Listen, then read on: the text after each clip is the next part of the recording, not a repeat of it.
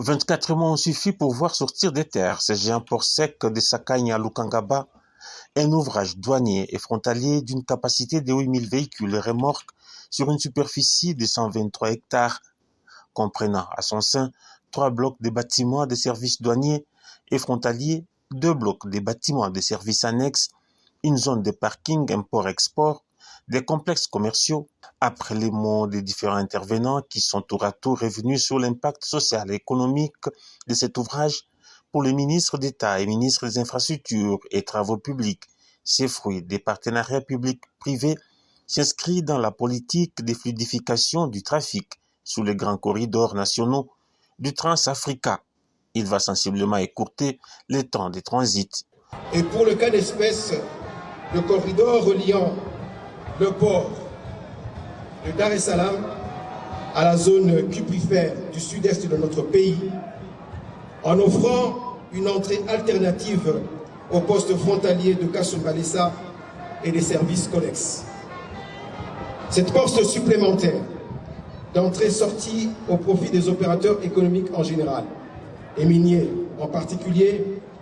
permettra aux utilisateurs d'écourter le temps de transit au poste frontalier avec comme corollaire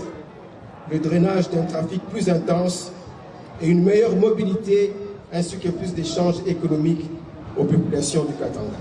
Puis le président de la République, Félix-Antoine Tshisekedi Tshilombo, accompagné de la première dame, Denis Nyakeru Tshisekedi, du premier ministre, des membres du Parlement, du président de l'Assemblée provinciale, du gouverneur des provinces Jacques Aboula Katoué et bien d'autres personnalités, a ouvert officiellement le port sec de Sakanya au service en coupant les rubans symboliques placés au seuil de l'entrée du bâtiment principal de cet ouvrage.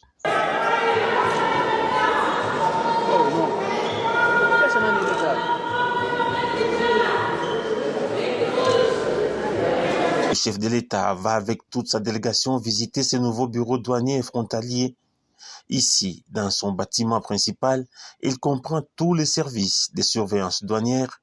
Le président de la République y est passé partout, même à la tour de contrôle, avec ses 300 caméras pour un contrôle adapté au port sec moderne, comme celui-ci. La qualité de cet ouvrage va à coup sûr faciliter la lutte contre la fraude douanière sous toutes ses formes en vue d'un accroissement du taux de réalisation des recettes du Trésor public.